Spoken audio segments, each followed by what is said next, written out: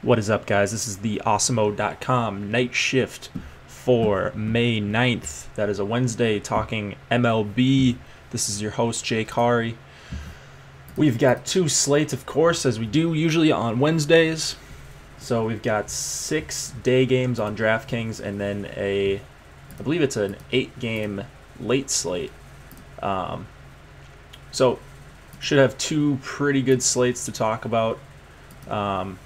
Actually, it's a 7-game late slate. So on the early slate for DraftKings, they took off the Mets Reds, so they're not including that game. I'm not going to talk about that. We'll just get going on the early slate. Osmo will have his projections out and or his ownership projections out and his rankings for this slate, as he does for all the slates. He came out with another article today for premium subscribers on the perfect pitcher percentage, which was a really interesting read. So you should get your awesemo.com premium membership right now. Awesemo himself is coming out with a bunch of content for you guys, very helpful if you want to learn from one of the best DFS players in the world. So now would be a perfect time to get your membership. All right, Cleveland and Milwaukee. We've got Carlos Carrasco going for the Indians, Junior Guerra going for the Brewers. So Carrasco can be volatile at times. We know that.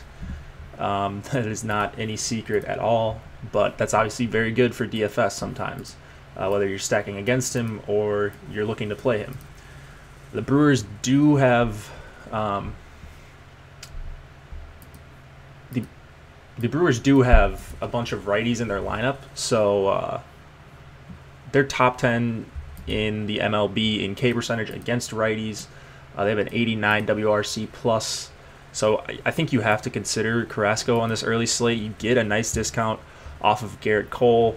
Carrasco at 11.5, Garrett Cole at 13.4.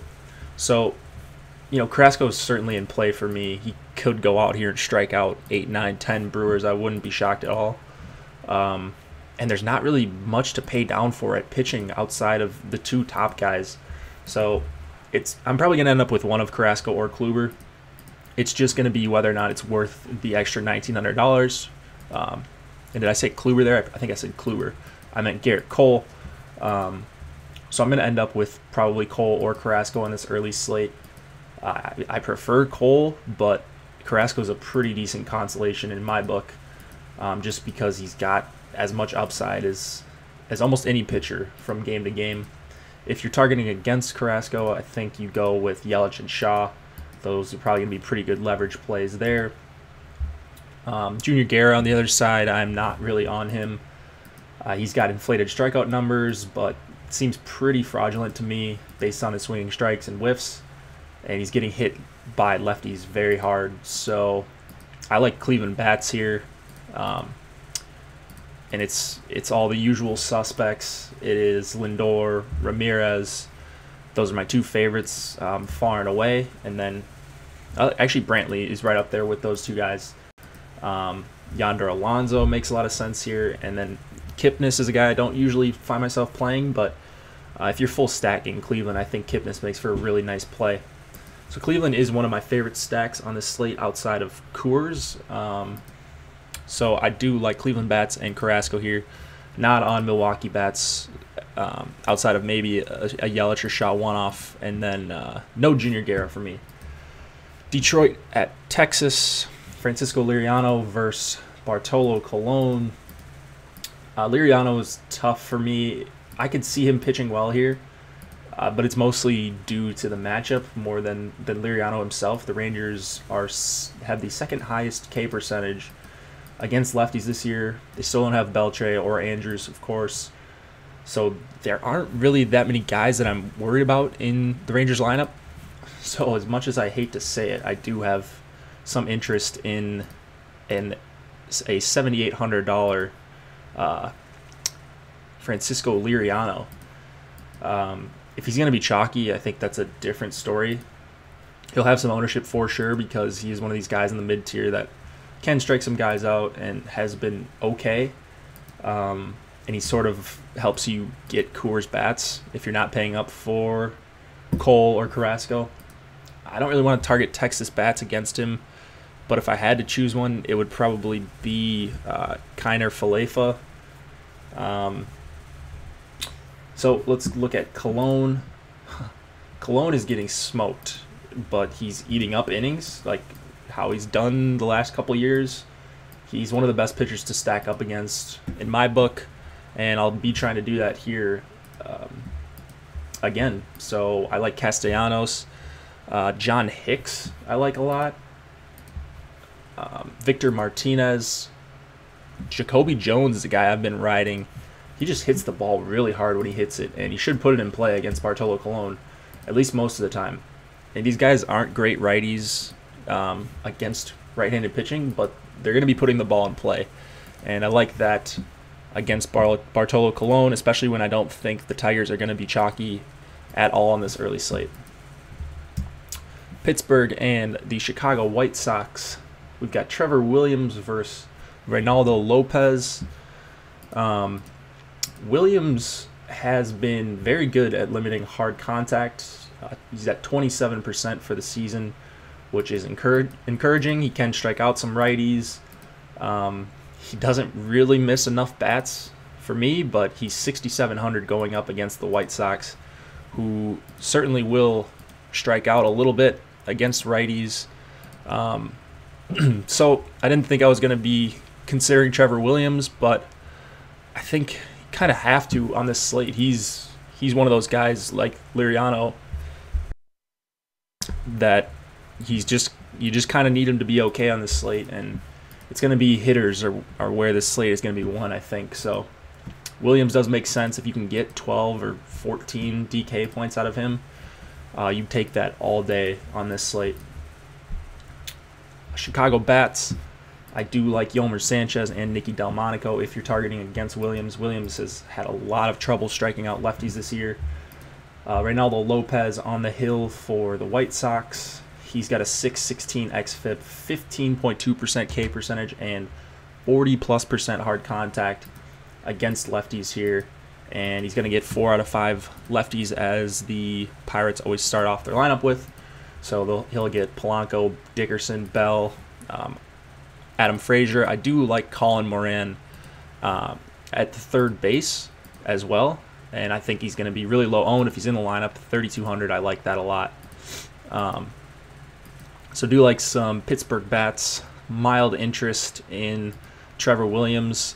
Not crazy, once again, about any of these pitchers below Cole and Carrasco. Let's go to Miami and Chicago.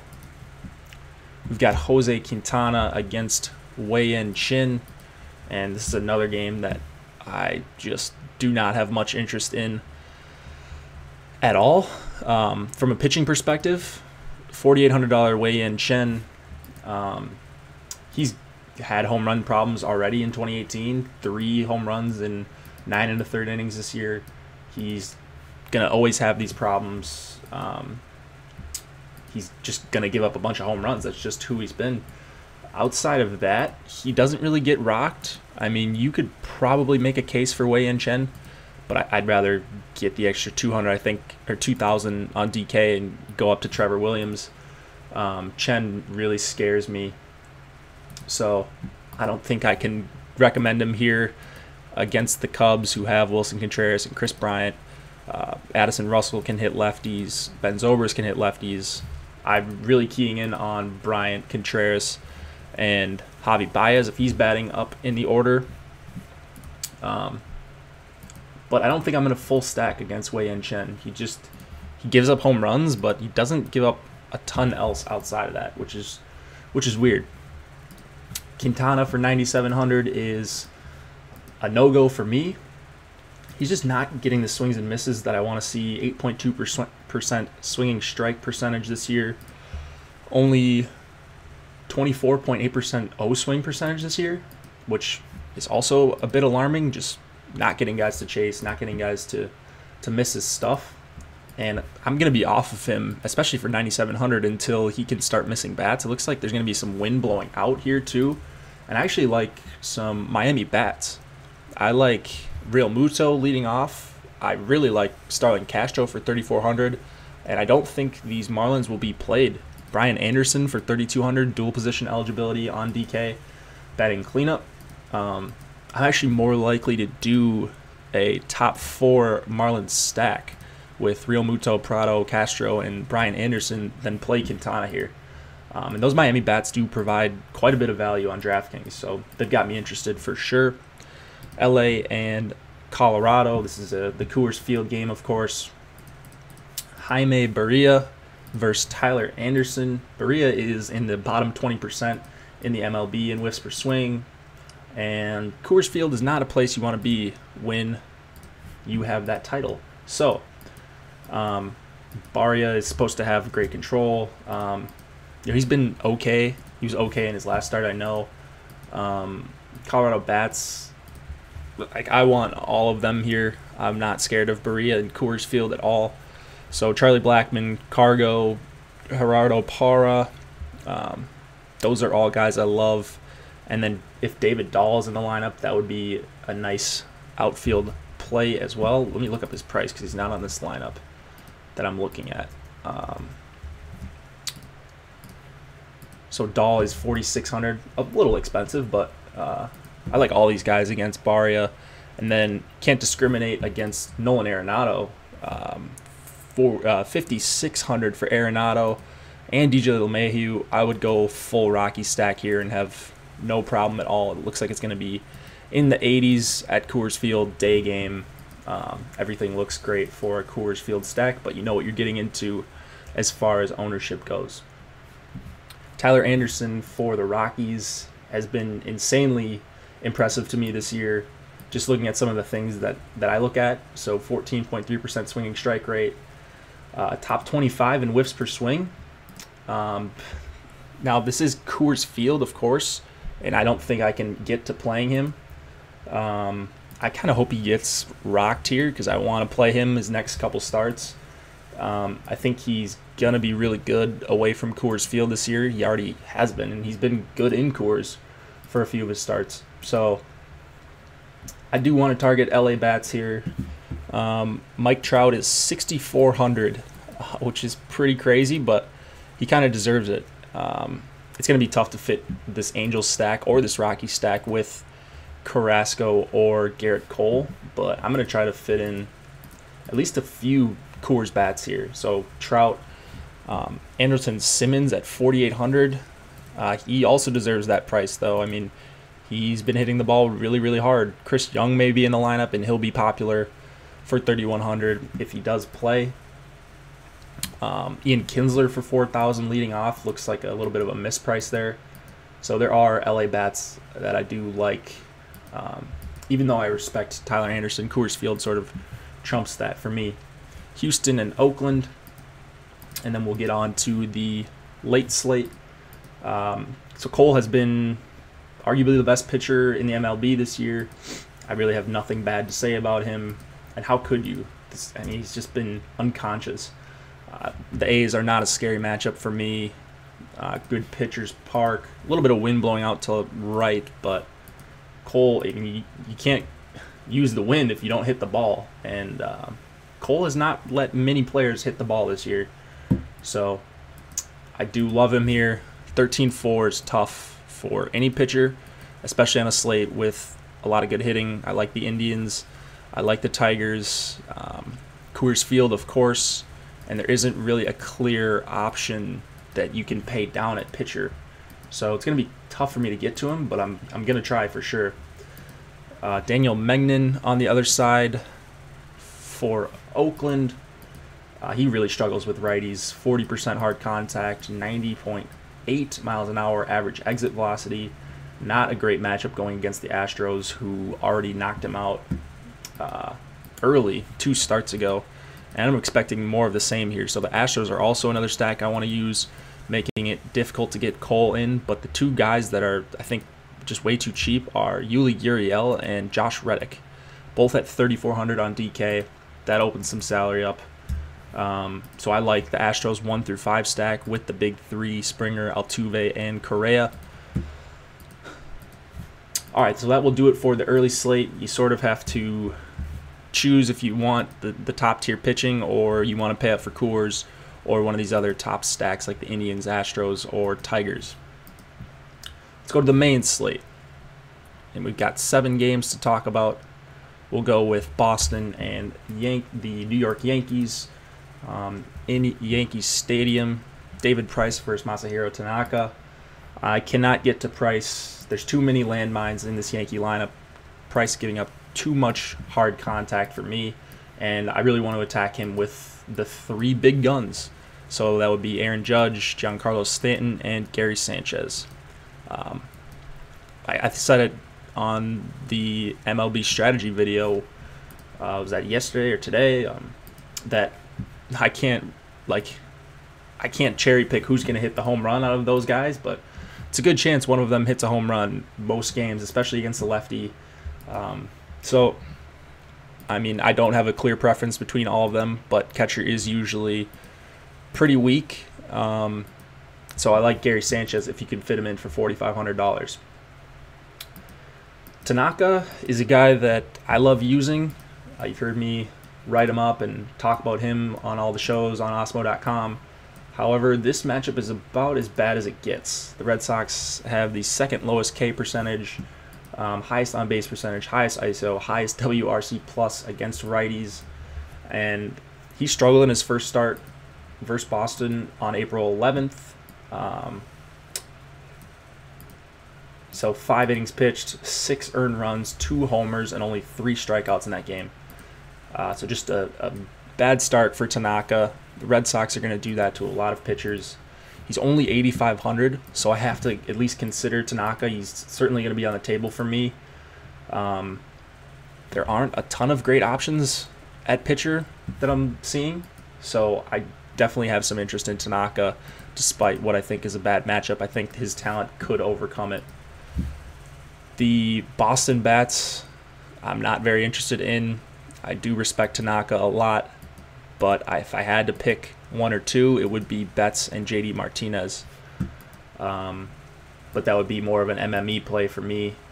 I'm a single lineup guy, as you guys know, and I won't be targeting against what I think is a very good pitcher in Tanaka.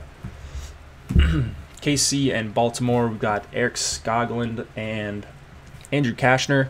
No pitching for me here. Skoglund has very, very pronounced splits. One of the best pitchers in the MLB at limiting hard contact against lefties, and then one of the worst against righties. He's 7th in average exit velocity against righties at almost 93 miles an hour. So that puts the Orioles firmly in play for me, even though I don't really love them as a team. Manny Machado, Jonathan Scope, and Mark Trumbo are my favorites. Trumbo has dual position eligibility at 3,800, so I like him a lot, as does Trey Mancini for 3,600. So I could get behind an Orioles stack, and if they're not being talked up, I know people do like Skoglund. I don't see it with him. So I'm much, much higher on the Orioles, I think, than a lot of people are going to be.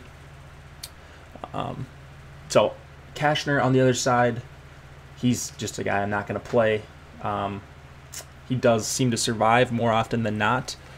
But if I had to pick some hitters, it's the obvious guys, Moustakas, Duda. Moustakas is my favorite play on the Royals, and then Duda after him, then Salvador Perez. But mainly just keying in on Mike Moustakas. San Francisco and Philadelphia. Chris Stratton versus Nick Pivetta. Stratton, he's someone that I have very little respect for. He's another guy like Skoglund that people seem to like playing. It is a good matchup for him, but he doesn't really have the strikeout stuff that I'm looking for in a pitcher, even at 5,900. He's not really great against either hand. So the righty-righty matchup, I think, may be a little bit overblown here. Phillies bats I want to stack up against Stratton, actually. I like Hoskins, Cesar Hernandez. I rarely play him, but Odubel Herrera. And then Carlos Santana for 3,800 is just underpriced.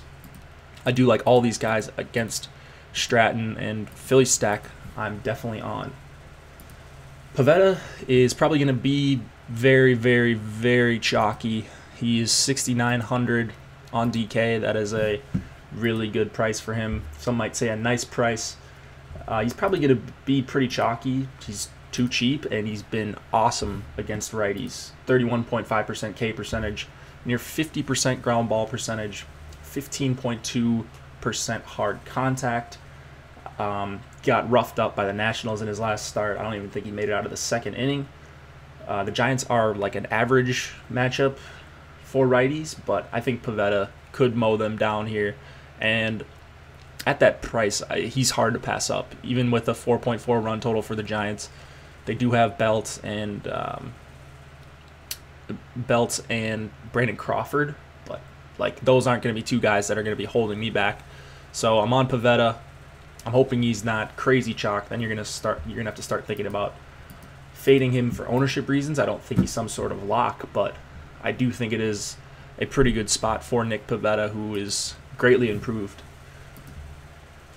Seattle at Toronto. We've got Wade LeBlanc versus Jaime Garcia. LeBlanc is probably not going to be pitching very long here. You can't really play him for 4,500, I don't think, not against 9 Toronto righties. The Toronto bats I like are Teoscar Hernandez. He's probably my favorite out of this bunch. Probably going to lead off.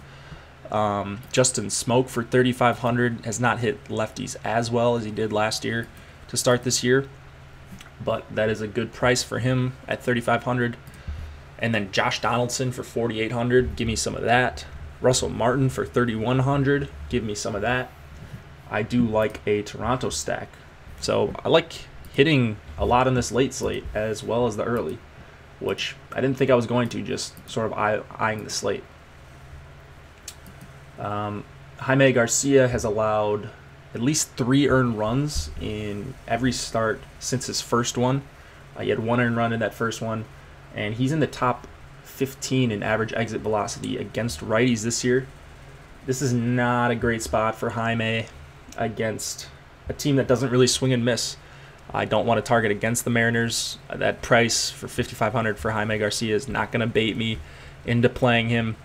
I'm worried about Nelson Cruz and Mitch Haniger. Those are probably 2 of my favorite plays on the entire slate, actually.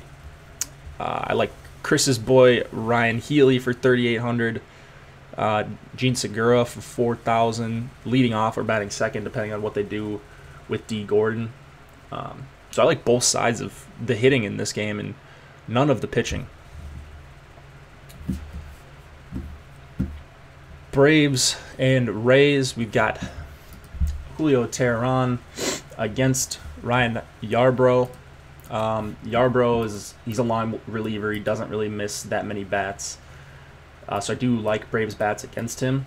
And I mean, I'm not really worried about the park. The Braves do have a ton of speed at the top of the order. Albies, Acuna, Freddie Freeman, whether it's Kurt Suzuki or Tyler Flowers, whoever it is, I like the catcher there. They can both hit. I think they can both hit Yarbrough and this Rays bullpen. I don't know how you get away from Acuna and Albies and Kurt Suzuki and even Jose Bautista I like here. You know, I'm not taking too much into account that Yarbrough's a lefty because they'll probably see a righty at some point. I don't think Yarbrough goes more than a few innings, at least not at this point. And then the Rays bullpen has a 4.29 xFIP. That's like bottom 10 in the MLB. So not too worried about their bullpen overall. I just want to look at who may come in relief for Yarbrough as a middle reliever. Teheran should have a pretty good matchup here against the Rays, especially if they're going to roll out 5 righties, which they seem to be doing more often than not. Duffy and CJ Cron and Wilson Ramos, Carlos Gomez, Echeverria. Those would be the 5 righties that I'm looking at right now. Teheran's been awesome against righties this year, 26.7% K percentage. No one's really squaring him up from the right side, especially. Lefties are a little bit of a different story, but the lefty bats that he's going to have to deal with are Span and Wendell and Brad Miller and then Malik Smith. There's not a lot of pop there outside of Brad Miller's got some pop, but that's, I mean, I'm not worried about Teheran's matchup. 8-9 is a little bit more than I want to pay for him here, but like I said, there's not a lot to love on this late slate outside of one guy we'll talk about in the last game. So I do like Braves bats. I do like the Braves onslaught with Teheran, and then I'm not really on anyone on the Rays. Nationals Padres, Gio Gonzalez versus Joey Lucchesi. Gonzalez is a guy that I don't want to play right now. I don't really want to stack against him either. And then the San Diego bats, like Perella and Louis Valbuena. If it was Louis Valbuena, then yeah, for sure. No, but it's Christian Villanueva is who I was thinking of. Those, I guess you could target Gio Gonzalez. I can't pay 11-4 for Gio. There are some righties that I do respect in this Padres lineup against left-handed pitching, so I'm not going to go there with Gio for 11-4. I don't think he gets lit up, though, so, I mean, I'd rather just get up to Corbin, who's 13-4, or 13-3 is Corbin, but I'd rather get up to Corbin than worry about paying 11-4 for Gio. I do like Perella and Villanueva a little bit. Lucchesi, on the other side, he's a guy who I like in general, but not against the Nationals, not against all these righties. With Rendon back, you get an even bigger boost in that Nationals lineup. And then the lefty you get to face is Bryce Harper. That's fantastic. Lucchesi has a 40% hard contact rate against righties, and there are definitely guys that could make him pay here, specifically the top 6. So you got Harper, Turner. I love Rendon for 4K. I love Zimmerman if he's in the lineup for 3,500. Howie Kendrick hits lefties very well. Michael Taylor hits lefties very well when he puts the ball in play. The problem with him is that he's got trouble putting the ball in play. But in the context of a stack, I do like Taylor for 3,400. I do like the Nationals full stack, and I'm not really worried about the ballpark with them. Arizona and LA. Patrick Corbin versus Alex Wood. I would like to see what the ownership's going to shake out like for these two guys. Corbin, obviously, very expensive, 13-3. Just started against the Dodgers 5 days ago. He went 6 innings, 5 Ks. Looks like he struggled with his command a little bit. I didn't see the start. Gave up a solo shot, but I just love the numbers we're seeing from him this season. He's still number 1 in the MLB in whiffs per swing. And then after, like, Barnes in the 5 spot, if it's going to be Barnes or Grandal, there's just not a lot to be worried about. Like Muncy, Chase Utley, lefty-lefty, or like Jock Peterson, if they go with him lefty-lefty, that's going to be a disaster. So I love Corbin here. I want to try to get up to him, even for 13-3. I hate paying that much for pitching, but there are, I think, enough value bats on this slate where I think I'm a little bit more comfortable with getting up to Corbin, and I also think Corbin is just so much better than the next best option on this slate. So that's sort of where I'm at least right now. We'll talk about it more on the MLB strategy video, and Josh and Chris will talk about it on the live stream. Alex Wood, I'm sure Josh is going to love him on the MLB strategy video. He's 7'6". He's another Dodgers pitcher that never gets to 100 pitches, which really makes me mad. I wish Dave Roberts would let these guys go a little bit. I'm not crazy about the matchup against the D-backs. So if Wood is going to be chalk, which I think he might be for 7'6", then I want to take a bat or two against him. Goldschmidt is the obvious one for 4,300. I'd even take Steven Souza for 3,600 or Nick Ahmed for 3,000. Like, I don't want a chalky Alex Wood, and I'm afraid we're going to see that. So he's a guy that he could just get pulled at 85 pitches after 5 innings. Like, you've seen it happen time and time again when he's cruising. And he also had a little bit of a hamstring injury in his last start, which I'm a little worried about. So maybe some Arizona bats as leverage. I think Wood is a fine play. I'm just worried about him if he's going to be chalk. So that is the Awesemo.com night shift for Wednesday, May 9th. Hope you guys enjoyed listening. 2 slates to play. Get to Awesemo.com. Check out the rankings. Check out the ownership projections. They really help me when I'm doing my research and putting in my lineup just to get an idea of where Awesemo is at. And those are premium tools, so you're going to have to get your premium membership, and it's more than worth it. So good luck on these slates, I should say. Get to Awesemo.com, and let's win some money.